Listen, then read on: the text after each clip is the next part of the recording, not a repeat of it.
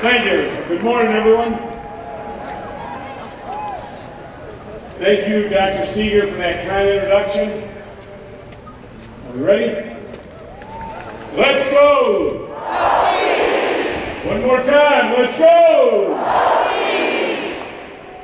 Dr. Steger, distinguished guests, class of 2014, proud parents, loved ones sitting in the stands, it's an honor and a privilege to be with you here today in Lane Stadium.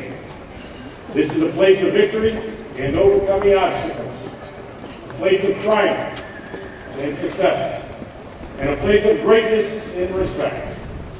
On and off the field, Virginia Tech has earned the respect of the nation and the world through its commitment to innovation, excellence in education, and a culture in which every student can maximize his or her potential. Virginia Tech graduates are leading the way in industries and disciplines of all sorts because of the education and values that this university instills in its students each and every day.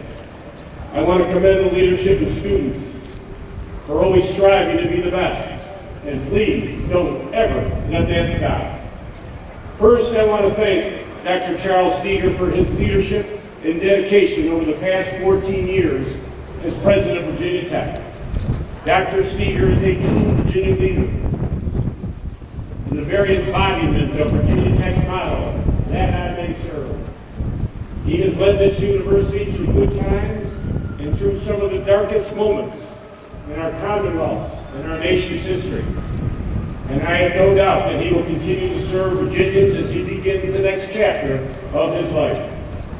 Dr. Steger, I wish you well in your retirement, and on behalf of all Virginians, thank you for what you have done. And I would now ask everybody in this stadium to stand and give a round of applause for the outstanding leadership of Dr. Charles Steger.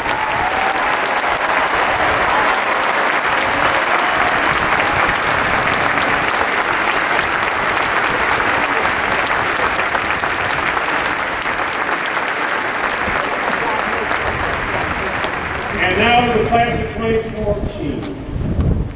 First of all, I want you to know that I have sat where you are sitting now. And nothing is worse than a politician giving a long and boring commencement address. All right. Start your watches. I promise to be done in less than 10 minutes, folks. So you can get on to celebrating if you haven't already started. I am here to congratulate each and every one of you for the hard work that you put into making today possible. I'm here to thank the professors, the parents, family, and friends for the support each of you have offered the graduates today to help them reach this very important milestone in their lives. In fact, graduates, let me ask you once again, I want the graduates to stand and applaud all the loved ones who are in this stadium today, who made today possible.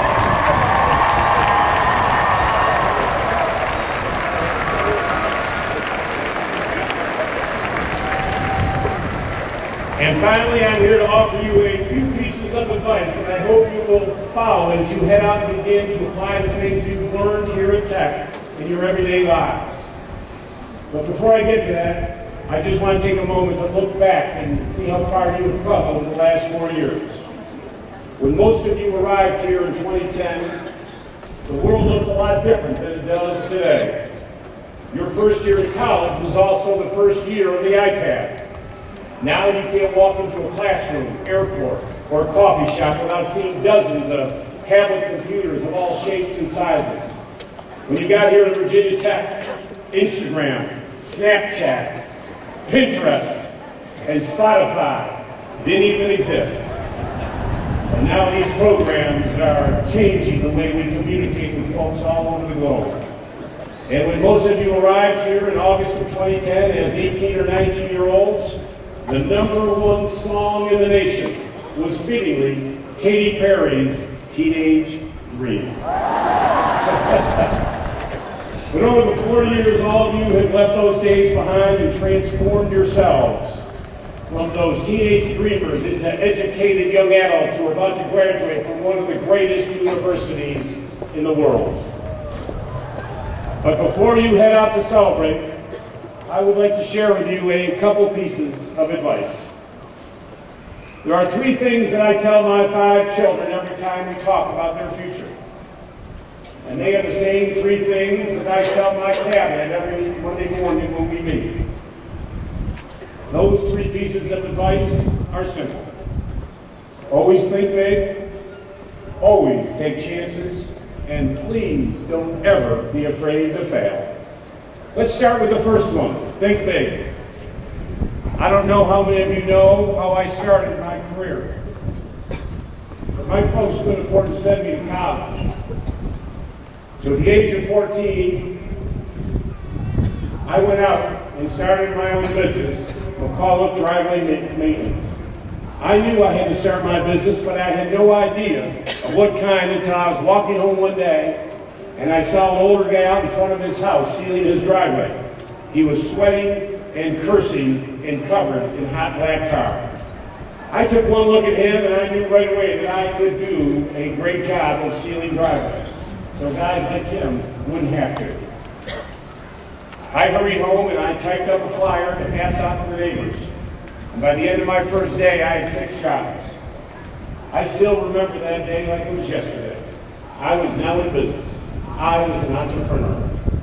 The next summer, I decided that I had to go big. I had to start doing parking lots. I'm 15, I have a couple dozen folks working for me, but I needed a truck to haul those large barrels of tar around, 55-gallon drums of tar. I'm 15, I didn't have a truck.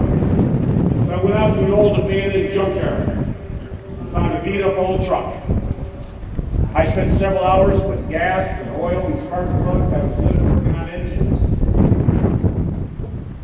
And folks, when I got up in that big truck and got behind the wheel, and I churned that engine, and that engine roared to life, I still get goosebumps to this day.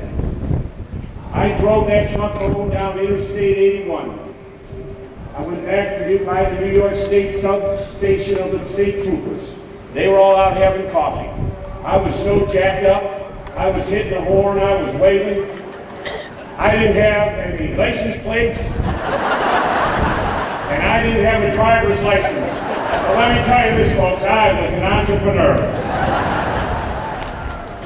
I made it. I was a success.